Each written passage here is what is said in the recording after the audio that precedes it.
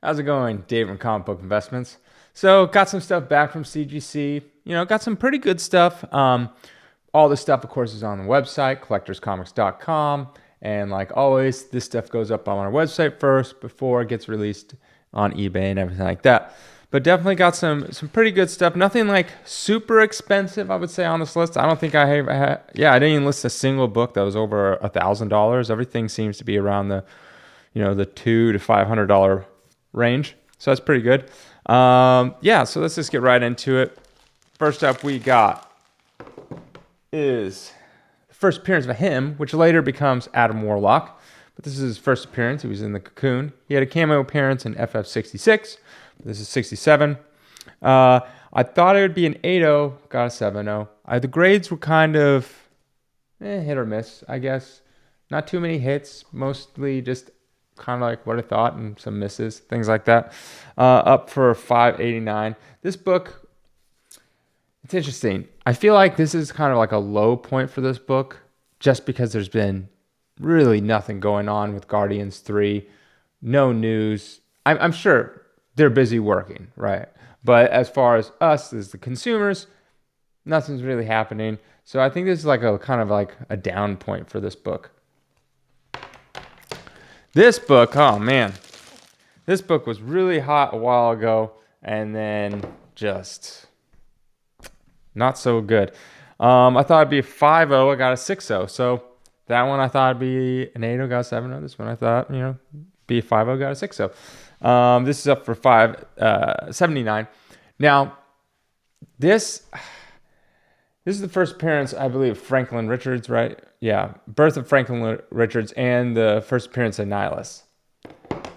This was like really popular, just flying off the shelves, really expensive. One of the books that got a nice boost from the comic boom, and then it just kind of went away. And then what ends up happening is people keep listing them. Let's say you have 10 go up a month and then 10 sell a month. Well, then at the end of the month, you technically have like 0. Every one you put up, it pretty much sells.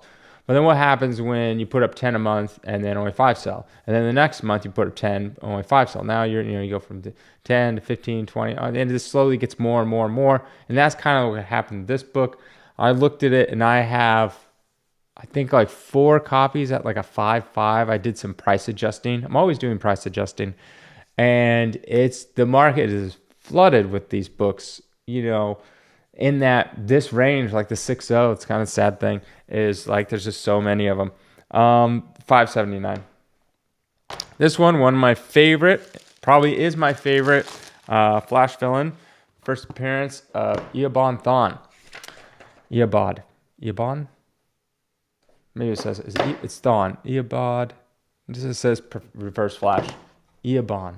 I don't know. I can't remember what it is. Last time I did this book, I totally forgot his name. It's kind of funny how that happens. Like, it's like stuff that's like so ingrained in you, you just somehow it slips and you're like, I don't know how that happened. But anyways, W50 got a 4.5, so not too bad. 636. I want to say I had that book as a kid. I'm not really sure. It's really hard to remember. All right. Next, we got the first appearance of Odin. Yes. And I believe it's Thor's fourth. I'm sorry, I'm having a hard time. He's in 83. So this is 83, 84, 85, 86. Okay. 4th appearance. It's late. I do these videos after working all day. So my brain. And the first appearance of Zarko. Oh, second appearance of Odin. Why did I think it was the first appearance? I don't know. Like I said. Anyways, Journey Mystery 86. Thought it'd be 3.0, got a 3.5. So a little bit better there. 4.99. Not that bad. Here we go. Here's a book that was literally worthless about a year or 2 ago. And now it's worth a ton. Peacemaker. This is his first solo series. Thought it'd be 4.0, got 3.5. This is up for 2.99. Here we go. Here's a book. Good book. We got Silver Surfer number 1. This is a 2.5. I thought it'd be a 2.0. So Slight Bump doesn't really do anything. It's up for 6.19. This book, along with Silver Surfer's key appearances, it's gonna. I feel like this book's gonna go up a lot. In the next, my bold prediction. We are going to have some announcement of a Fantastic Four within a year. So we're in, let's say April. Call it April. So before next April, we'll have a Fantastic Four announcement. Whether like we have a movie coming and it's coming in X date, right? And I believe also, this is the bold one, we will also have some kind of Galactus Silver Surfer mention. Something, whether it be a cameo, a mention, an actor cast, some kind of room for this guy over here. Or Galactus. Well, usually if you have Galactus, you're going to have Silver Surfer. So it might, it's one of those, maybe you'll do like they did in the Avengers back in the old days when the movies were good, when they would have like Thanos in the background at the end cutscenes, So maybe they'll have like Galactus is coming or something like that. Maybe they'll have, what was it? The cloud of smoke coming. All right. Cool Neil Adams cover. Great cover. Yes. Right? It's Neil Adams. Yeah, Neil Adams. Classic cover. This will be a classic cover. Superman 233. That'd be 80. Got an 80. 449. This is a cool cover. Very iconic. Next we got another Neil Adams cover. I never really cared for this cover, but nonetheless, we got Jimmy Olsen 134. That'd be 6.5. Got a 5.5. Why did I get a 5.5? Because I just some foxing. Yada yada. Yeah. It's funny. I feel like cover tanning is worse than foxing, according to CGC. Even though foxing can be very small and just cover a few spots, but then cover tanning, you can't really tell a lot of times, like, especially when you have, like, it's all inked everywhere. So it's, like, really hard until you open up and you see, like, oh, it's a little tan on the inside. I don't know. But anyways, 229. This is a far cry from when the glorious days, what it used to be when Darkseid was supposed to be some formidable foe in multiple Justice League movies, yada, yada, yada. But of course, Warner Brothers screwed it up. That's what they did. They screwed it up. All right, next up, we got Tomb of Dracula #1, the first appearance of Dracula in the Marvel Universe. Thought it'd be 7. I was got 6.5. Okay, 5.29. The interesting thing about you guys might not know is the reason why, like, kung fu and ninjas and Werewolf by Night. So you got, Shang-Chi, Master of Kung Fu. You got Dracula here. We got, Werewolf by Night. All that kind of, and vampires. We got Morbius, the Living Vampire. They all came around the same time because the comic code, wherever it is, right there, used to have a ban on those things. But it wasn't sometime around that time that they lifted that ban on, like, ninjas and, like, vampires and all that, and werewolves and stuff like that. And that's why they started making that stuff, because that ban was lifted. And that's why they all kind of came around the same time. Next, we got first appearance Polaris, X-Men 49. That'd be an 80, got a 7.5, 6.39.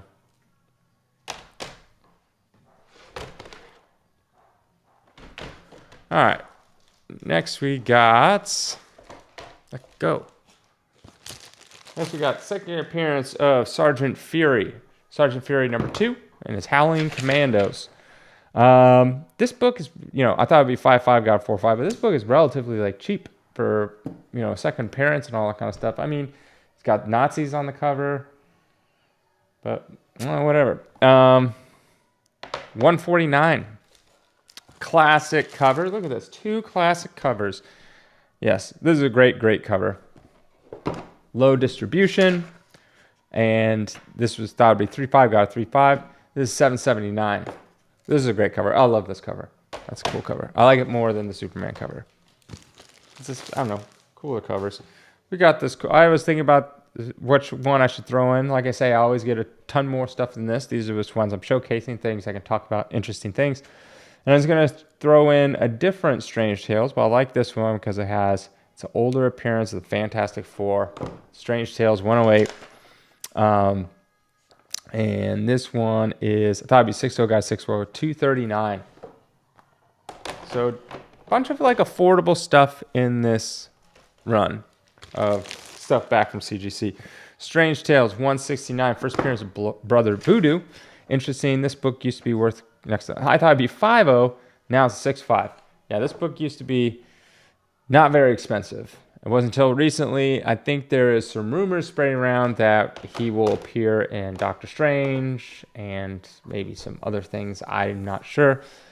If he is, it's going to literally be a cameo in one of the multiverses that they go to or something like that. I don't think he's going to be a big lead character. He was never a big character to begin with. So the odds of him becoming a big character in the MCU probably won't happen. It'd be nice that it might do a little cameo or something. And maybe he's in Black Panther too. I don't know. Who knows what he's going to be in. It's all rumors anyways. First appearance of Bizarro and Origin. These books are always hard to get any like a nice grade. But Superboy 68, Okatabi 1A got a 1.8, 439. Now we got some X-Men. We got a ton of X-Men. I probably got like 30 X-Men books, but I'm going to showcase only a few. Third appearance of Magneto, second appearance of Scarlet Witch and Quicksilver. We got X-Men number 5. W3O got a 4.0, so that's a good bump there. This obviously is, I don't know if it's really climbed that much in value. I mean, it has. Obviously, everything kind of has over the last couple of years. But for being like the second appearance of Scarlet Witch, third appearance of Magneto, I know third appearances, In Quicksilver, obviously not as popular as Scarlet Witch, but second appearance of Scarlet Witch, you think it'd be worth a lot more. 549. This one, here we go. Hopefully they end up doing something like this in the future. All right, we got Avengers versus the X-Men in X-Men number 9. I thought it'd be 4.0, got a 4.5. Like I said, got some bumps, got some bruises. What is this? 549. What is this right here? I think I had this book as a kid. Like, it's like one of those things that's like really hard to remember. It was like years ago that I sold everything. But I think this was one of the books I had. I think it was my oldest X-Men book. Like I said, I had the Hulk run, and then I had minus like 1 and 2, I think. And then I had Tales of Astonished run from 59 up complete. And then I had Turtles 1 up complete. I know I had that. But then I had a bunch of other random books too. And I think I had this. X-Men 10. This is the first Silver Age appearance of Kazar and Zabu. I don't know why I forgot that name. That's his saber-toothed tiger. Interesting enough, I went to the San Diego Zoo. Yes. And there they said that saber-toothed tigers used to roam San Diego. Did not know that. 12,000 years ago. Not that long ago. Very interesting. I did not know that they were that close and in our hometown. I don't know what they're doing out here. For some reason, I thought they were in cold areas. But, yep, they're around. And giant sloths. Sloths as high as trees. Yes, sloths. Those little cute little things. Always wanted one. As big as trees. Giants. It's like, what's it called? The slow foot sloth? I don't know. But it's basically a giant sloth. You can look at it. It's like tall as trees. I went to the Bone Museum, and they had bones of giant sloths. They're massive. And they ate leaves and stuff, and they're this slow moving. Actually, another fun fact is one of the earliest ways that they found humans would actually had pets. Well, kind of, not really. They would take these sloths, and they're slow moving, and they're apparently docile, like cows basically. They found old caves where they built like doors, and they would keep these sloths in these caves boarded up with these doors or rocks or whatever they used, because they think that ancient humans would keep these in there, and then when they needed to eat them, they would just kill one and take one out. They didn't have refrigerators back then. Food would go bad, I'm sure. So they probably just kept these things. I don't know if they bred them. Maybe they weren't smart enough then. But where am I? I am off on a tangent. What I am. Sabretooth, 579. See? Not only do you get to learn about comics, but you get to learn about all sorts of things. It all comes back. All comes back around to comics. Somehow. I don't know. All right, we got the first appearance of Jugs. X-Men 12. I have a song. Yeah, I'm a musician. I write songs and stuff. But I have a song called Juggernaut, and I always call it Jugs, and my drummer hates that.